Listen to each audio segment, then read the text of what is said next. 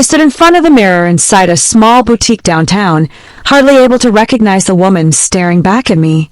The ivory satin dress hugged my curves just right, and the long veil draped across the glossy hardwood floor like a quiet river. For a brief moment, I felt like the queen I once imagined myself to be. Behind me, my mother appeared, her warm hands gently adjusting the veil resting on my shoulders. "Monica, baby, you look exactly the way you used to describe when you were little," she whispered. Her voice carried both pride and the tremor of a mother about to let go. I smiled faintly, remembering myself at just 12 years old, tying bedsheets around my body and pretending to walk down an aisle with a paper crown. Back then it was all make-believe, a childhood fantasy spun at sleepovers. Now, standing there in that gown, I wanted to believe that Jordan Blake was the king I had been waiting for. For 4 years, he had been dependable, attentive, the man my parents respected instantly. He never missed a family cookout, always brought my mother her favorite flowers, always greeted my father with firm respect. To them, he was the perfect choice. To me, he was the man who had promised to love me forever. As the seamstress knelt down to secure the last pin, my mother clasped my hands. "Tomorrow, you'll be the most beautiful bride in Charleston," she said, her eyes brimming with joy. I pressed my palm against my chest, trying to steady the thunder in my heart. I told myself it was happiness, the kind of overwhelming joy that comes when your life is about to change. On the ride home, Mama went through the list again. The flowers, the cake, the band, the restaurant prepared for 50 guests. She ticked off each detail with the confidence of a woman who had carried the weight of planning on her shoulders. "And the honeymoon," she teased with a smile. I laughed softly. Jordan had insisted on keeping that part a surprise. Something unforgettable, he had promised, and I held on to that word like it was a blessing. Everything was set. The whole city was already buzzing about the Blake and Johnson families, finally coming together. Yet, as I gazed out of the car window at the familiar streets, unease slipped quietly into me.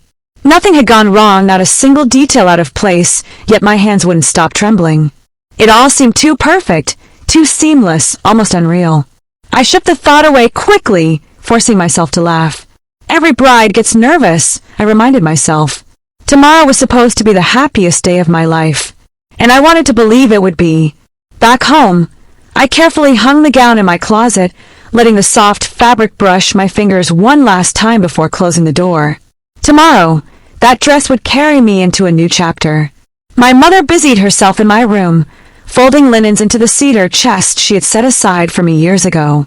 "Monica," she said gently, "are you sure you're ready for married life?" I laughed quickly, maybe too quickly. "Mama, Jordan and I have talked about everything. We want children. We'll stay in his apartment until we get a bigger place. It'll all work out." She nodded, pleased, then reminded me of the gifts my father had already prepared, the new car waiting in the driveway, the savings account opened in my name, the condo papers already signed over. It was the type of dowry people in Charleston gossiped about, and I knew she mentioned it with pride. But hearing it made me shift uncomfortably. "Mama, I don't care about that," I said, sitting on the edge of my bed. "What matters is that Jordan and I love each other." The words left my mouth with ease, but almost instantly, doubt shadowed them. Memories surfaced: Jordan not answering calls until hours later, sliding his phone away when I entered the room, always spending late nights with friends. And the way he said, "I love you," never first, only after I said it, as if repeating a script. I scolded myself for overthinking. After all, hadn't he proposed? Hadn't he planned this wedding? Tomorrow, he'd stand with me before God and our families. That had to mean something. Still, the nervous flutter inside me wouldn't let go. Maybe it was just part of being a bride, the trembling, the sleeplessness, the ache of uncertainty. Then the phone rang. "Hello! Hey, sunshine!" Jordan's voice was warm, steady, everything I needed to hear. "How's my bride-to-be? Did you like the dress?" I closed my eyes, letting his voice soothe me. "It's perfect. I can't wait for tomorrow. And I can't wait to make you my wife," he whispered. "Forever, Monica. We'll have forever." I smiled into the dark, clutching the phone tighter, his words calming the storm in me. At least after our call, I couldn't sit still. Jordan's voice had been so tender, so reassuring, that I wanted nothing more than to see him, to feel the joy we were both supposed to share. "Just 30 minutes, Mama," I said, slipping into a light jacket. The evening air in Charleston was warm and sweet, laced with jasmine and the faint salt from the harbor. My heels clicked softly as I walked through the neighborhood park. Neighbors waved and called out blessings for tomorrow, and I smiled, glowing like the luckiest woman alive. His apartment building soon came into view, the bricks still fresh from a recent paint job. A sleepy cat lounged on the windowsill of the first floor. I hurried up the steps, my heart pounding not with nerves but excitement. I raised my hand to knock, and froze. Jordan's voice floated through the thin wooden door. "Mom, stop worrying. Everything will be fine." I froze, my breath catching. His tone was calm, persuasive, the same voice he used when convincing someone to trust him. Then I heard his mother's voice, trembling. "Jordan, are you certain about this? About Monica?" I waited, bracing for his reassurance, his declaration of love. But instead, he chuckled, low and careless. "Monica? She's like a sister to me. I've just gotten used to her. She's sweet, but—" The word sister cut through me like glass. My chest tightened, but I stayed rooted to the spot, desperate for him to correct himself. "But do you love her?" his mother pressed. Jordan laughed outright, a sound that made my stomach drop. "Love, Mom, is for fairy tales. In real life, you have to use your head. Look at what her parents are giving us: the condo, the car, the money, and her father's connections downtown. That's priceless. This marriage isn't about love. It's about security." The walls tilted around me. Every smile, every soft word he had whispered now cracked like a mask slipping away. Then his father's voice joined in steady, approving. "She'll make a good wife. Respectable, from the right family. You're making the smart choice." And then Jordan's next words shattered me completely. "Besides, Kendra's back in town. Remember her? We had real passion once. With her, I can have fire. With Monica, I get stability. Best of both worlds." Kendra. The name echoed in my ears. I remembered her vaguely older than us. Striking, the kind of woman who turned heads in high school. Gone for years, now suddenly back, sliding easily into the space where my heart had once been. Jordan's voice softened, low but clear. "I'm meeting her tomorrow morning before the ceremony, just to make sure things between us are settled." That was enough. My body moved before my mind could catch up. My heels clattered loudly as I fled down the stairwell, my vision blurred with tears. 3 years of believing, 3 years of building dreams, crumbled in an instant. By the time I stumbled into the cool night air, the truth had settled deep inside me. Jordan had never truly loved me. Every moment we shared had been nothing more than a calculated act. I don't remember how I made it back across town. One moment I was outside his door, shattered. The next, I was in my bedroom, the glow of my wedding dress spilling from the closet like a cruel reminder of the future that had just died. "Monica, you okay?" Mama called softly, concern lacing her voice. I forced a smile she couldn't see, muttered something about being tired, and slipped past her before she noticed my trembling hands. The house was quiet, but inside me chaos roared. I lay on my bed staring at the ceiling as every moment of the past 3 years replayed in sharp, merciless detail: the quick way he'd asked about my father's work, the curiosity about the condo deed, the savings account, the car. The way he had avoided saying "I love you" first. Every red flag I had ignored now screamed at me. How had I been so blind? I had built castles out of sand, convincing myself they were stone. Now I stood at the edge of 2 unbearable choices. I could stay silent, marry him, and protect my family's reputation. The guests would smile, the photographs would be framed, and my parents would beam with pride.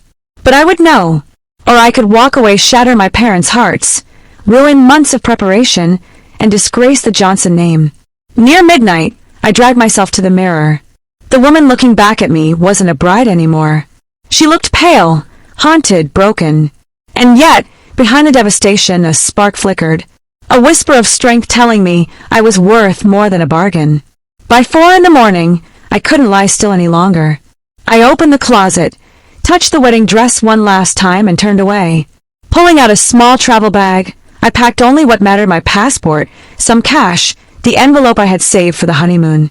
Hands trembling, I scribbled a note. "Mom, Dad, Please forgive me. I can't explain everything right now, but I can't go through with this wedding. I love you always, Monica." As dawn broke, I placed the note on my pillow and stood for a long moment in the doorway of my childhood room. My heart cracked, but beneath the pain, something stronger was rising. I could not marry Jordan Blake, and I would not. The sky was still heavy with the last shades of night when I slipped quietly out the front door. My shoes barely whispered against the wooden steps as I carried the small travel bag that suddenly felt like it weighed 1,000 pounds. Behind me, the house slept in silence. My parents dreamed of a daughter walking down the aisle, not one running into the dawn. The streets of Charleston were nearly empty. A delivery truck rattled past, and somewhere in the distance, a church bell chimed 6. I kept my eyes forward, gripping the handle of my bag as if it were the only anchor I had left. At the bus station, the air smelled of diesel and stale coffee. The fluorescent lights hummed overhead as I stepped up to the counter. "One ticket to Raleigh," I managed to say, my voice trembling. The cashier slid a paper stub toward me without question. "Departure, 8:15 a.m. 2 hours. Enough time for Jordan to meet Kendra. Enough time for my parents to discover the note on my pillow." My stomach tightened at the thought. I stepped outside, searching for a quiet corner. My hands shook as I pulled out my phone and dialed my cousin Jasmine. She answered groggily, her voice thick with sleep. "Monica? Girl, why are you calling me this early? You're supposed to be. There's no wedding." I cut in. My voice cracked. "Jasmine, please listen. Tell my parents I'm safe. But I can't marry Jordan." There was a stunned pause. "Monica, what are you talking about? Did something happen?" "I can't explain right now," I whispered, tears stinging my eyes. "Just promise me you'll let them know I'm alive." My throat tightened. "I'm sorry. I have to go." I hung up before her questions could lock me in place. The guilt hit me in waves. My mother's tears, my father's anger, the shame they would feel when the guests arrived to an empty altar. My parents had given me everything, and this was how I repaid them, by running, by undoing all their careful plans. Yet another voice rose inside me, stronger this time. How could I stay? How could I vow forever to a man who loved someone else, who saw me as a transaction? To marry Jordan would be the greater betrayal, not just of myself, but of the very values my family had raised me with. When the bus finally opened its doors, I climbed aboard with trembling legs. The vinyl seats smelled faintly of dust and oil. I slid into one near the window and pressed my forehead against the glass. My reflection stared back, not a bride, but a runaway with no plan beyond the next mile. I was terrified of being broke, of being alone, of being swallowed by a city where no one knew my name.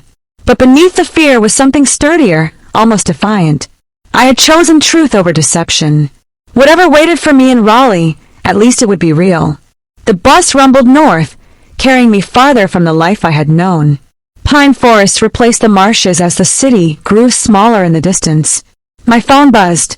Jasmine's name lit up the screen. My stomach twisted before I answered. "Monica, what did you do?" Her voice was low, urgent, as if she'd slipped into a hallway to avoid being overheard. "Your parents found the note at 7 this morning. Your mama is crying so hard she can barely speak. And your daddy. He almost called the police until I told him you were safe." I swallowed hard, guilt clawing at me. "Jasmine, I couldn't marry him."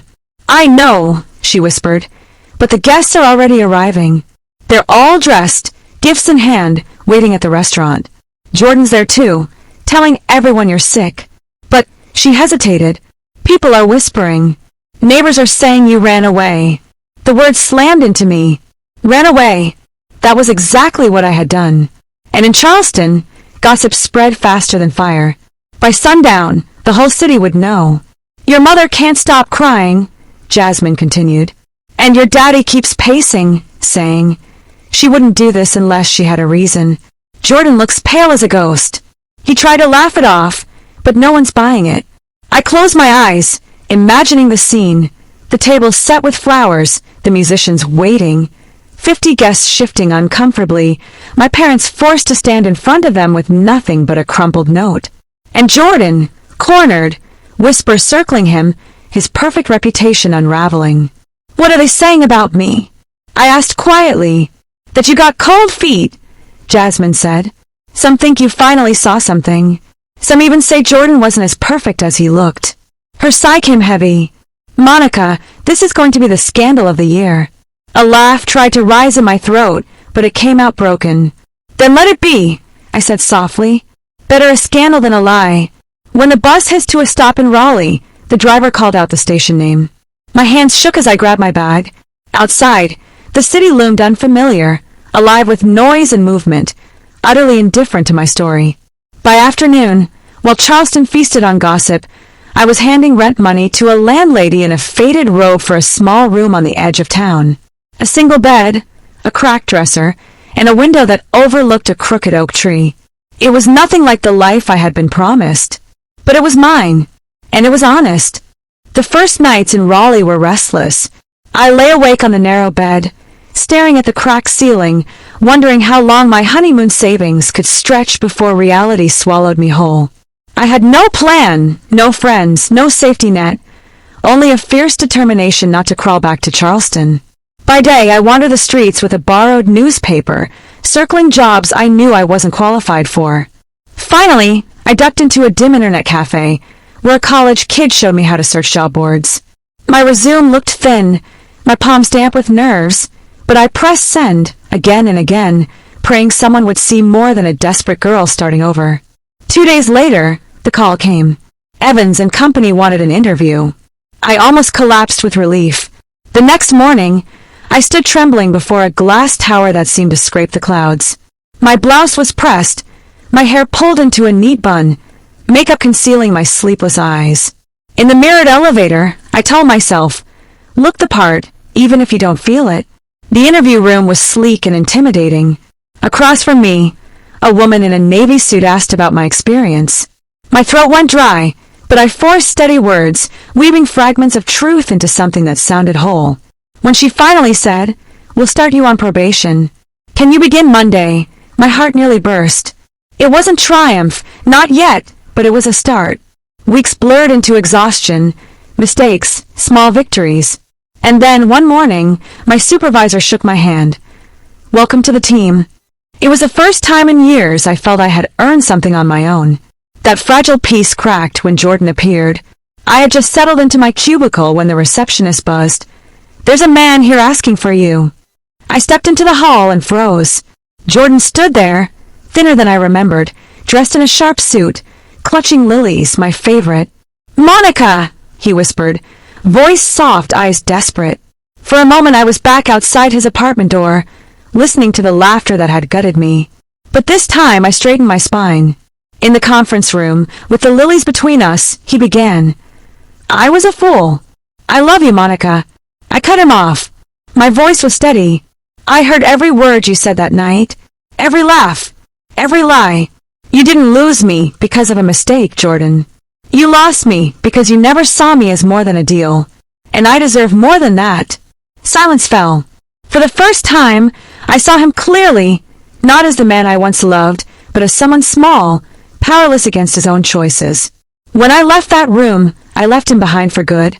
Months passed. On my mother's birthday, I returned to Charleston. The moment she saw me, she wept into my shoulder. My father held me longer than he ever had before. Forgiveness wasn't instant, but it was there. The next day, fate tested me. In a small cafe, I saw Jordan again, this time with Kendra. A wedding band glinted on her finger. His eyes flickered when he noticed me, but I only nodded calm. I shook Kendra's hand. Congratulations. I hope you're happy. And I meant it. The bitterness was gone, replaced by something lighter, acceptance.